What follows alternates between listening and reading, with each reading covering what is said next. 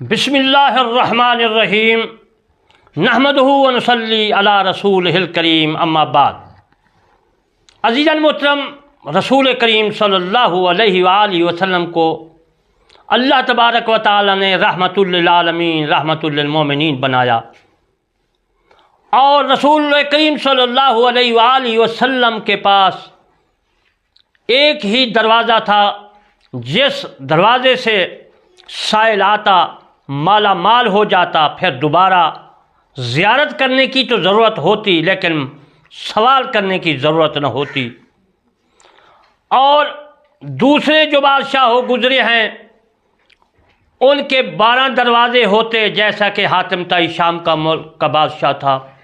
ایک دروازے سے ایک سائل آتا، پھر لے کر چلا جاتا، بھوک نہ مٹتی، بھوکا رہتا، پھر دوسرے سے تیسرے حتیٰ کہ 12 دروازوں سے گزرتا، مال لے کر جاتا، بھوکا رہتا، پھر ان کو ضرورت ہوتی۔ میرے مصطفیٰ صلی اللہ علیہ وآلہ وسلم کے پاس جو سوالی آیا، پھر وہ مالا مال ہو گیا، دوسروں کو تو جو ہے بانٹتا رہا مال، لیکن دوبارہ آنے کی ضرورت نہ ہوئی۔ اللہ تبارک و تعالی خدا مال دیتا ہے، میرا مصطفیٰ صلی اللہ علیہ وسلم بانٹتا ہے۔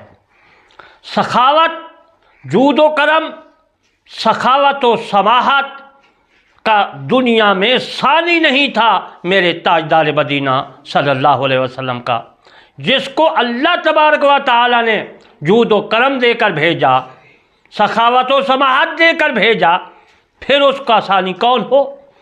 تو میں آپ کو عرض کرتا ہوں کہ جود و کرم اور سخاوت و سماحت، اس کے لفظوں کے متعلق میں عرض کرتا ہوں کہ ان کے معنی کیا ہے۔ جود و کرم کسی ایسی چیز کو بطیب خاطر خرچ کرنا کیا جائے جو بڑی قدر والی اور بہت نفع دینے والی ہو، تو یہ کرم ہے۔ وہ اسے حریت کے نام سے مرسوم کرتے ہیں علماء کرام۔ جو جود و کرم جو رذالت کے ضد ہے میرے دوستو، سماحت کے متعلق، سخاوت و سماحت میں نے یاد کیا، سماحت کیا چیز ہے، اس کا معنی کیا ہے؟ سماحت یہ ہے کہ انسان بطیب خاطر اس چیز سے علیحدگی اختیار کرے جس کا دوسروں کے نزدیک بھی وہی مستحق ہو، اور شکالت یعنی بد خلقی اس کی عزیزاً محترم لفظ کی ضد ہے کہ آسانی اور سہولت کے ساتھ خرچ کیا جائے اور ایسی کمائی جو ہے بچا جائے جس کو لوگ اچھا نہ سمجھتے ہوں۔ اور جود بھی یہی ہے، جب کہ جو ہے تقتی یعنی کہ کمی نہ کرنا اس کی ضد ہے۔ ان تمام خوبیوں کے لحاظ سے دیکھا جائے تب بھی رسول کریم صلی اللہ علیہ وسلم جیسی دوسری ہستی نظر نہیں آتی اور نہ نظر آئے گی۔ جس شخص نے بھی آپ کے پاس آیا تو اللہ تبارک و تعالیٰ نے اس کو مالا مال کر دیا۔ میرے عزیزان محترم دوستوں بزرگوں، حضرت ابو ہریرہ رضی اللہ تعالیٰ عنہ، حضرت عبداللہ بن عباس رضی اللہ تعالیٰ عنہ اور بہت سے علماء کرام نے میرے دوستوں حوالے دیے ہیں میرے نبی صلی اللہ علیہ وسلم کو۔ حضرت جابر بن عبداللہ جس کا وصال جو ہے 78 ہجری میں ہوا ہے، میرے دوستوں وہ فرماتے ہیں کہ رسول کریم صلی اللہ علیہ وآلہ وسلم نے فرمایا،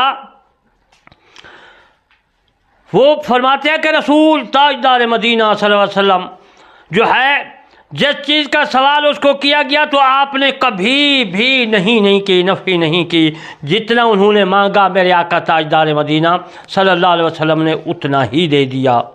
حضرت سہیل بن سعد رضی اللہ تعالیٰ عنہ فرماتے ہیں کہ حضرت عبداللہ بن عباس رضی اللہ تعالیٰ عنہ نے روایت کیا ہے، رسول کریم صلی اللہ علیہ وآلہ وسلم کا سخاوت میں جواب نہیں، اور ماہ رمضان میں تو آپ کا دریائے کرم انتہائی طغیانیوں کے پر آ جاتا تھا۔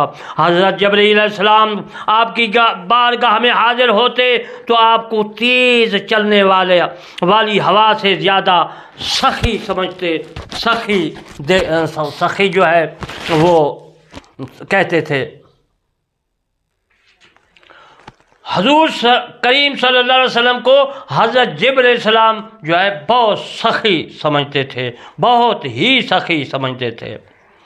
میرے دوستو، کئی ایسے مواقع ہیں، ایسے مواقع گزرے ہیں میرے تاجدار مدینہ صلی اللہ علیہ وآلہ وسلم نے تمام کی تمام جو ہے اللہ کی راہ میں مال اور جو چیز تھی حاضر خدمت کر دی۔ حضرت انس رضی اللہ تعالی عنہ فرماتے ہیں کہ ایک شخص نے آ کر سوال کیا کہ یا رسول اللہ، یا حبیب اللہ، مجھے بکریاں عنایت فرمائیں۔ اس وقت آپ کی بکریاں ایک پہاڑ سے لے کر دوسرے پہاڑ تک اتنیاں تھیں، ریوڑ تھا بہت، چر رہی تھیں۔ تو میرے آقا تاجدار مدینہ صلی اللہ علیہ وسلم نے فرمایا یہ تمام بکریاں لے جاؤ۔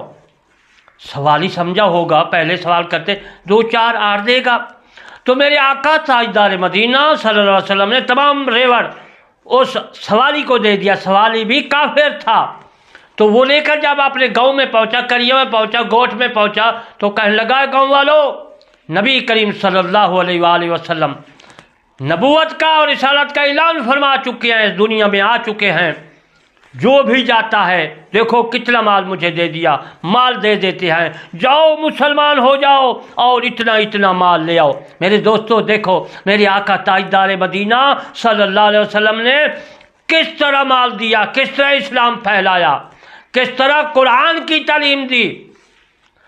تعلیم دینا تو، سمجھانا تو ہمارا کام ہے، نبی کا کام ہے، ان کے غلاموں کا کام ہے، علماء کرام کا کام ہے، آگے ہدایت دینا تو اللہ تعالیٰ کا کام ہے۔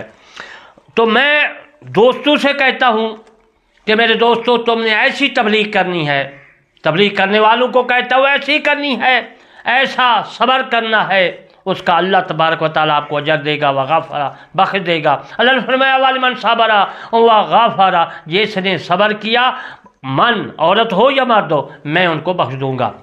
تو میرے دوستو، میرے نبی کریم صلی اللہ علیہ وآلہ وسلم کی سنت پر عمل کرنا ہے، تبلیغ کرنی ہے، کافر ہے، مشرک جو بھی ہے، پیار سے آگے جو کچھ بدتمیزی کرے اس کا کام ہے۔ تم نے اللہ تعالیٰ کی رضا کی خاطر میرے مصطفیٰ صلی اللہ علیہ وسلم کی سنت کے اوپر عمل کرتے ہوئے ان کو تبلیغ کرو۔ میں ہندوؤں، سکھوں اور تمام کو کہتا ہوں کہ دین کی طرف آ جاؤ، اسلام کی طرف آ جاؤ، اس دنیا کی آگ سے بھی بچ جاؤ گے اور جہنم کی آگ سے بھی بچ جاؤ گے انشاءاللہ۔ بقیہ مسائل میں نبی کریم صلی اللہ علیہ وآلہ وسلم کے جود و کرم، سخاوت اور سماحت کے متعلق زندگی باقی انداز کروں گا۔ وما علینا الا البلاغ المبین۔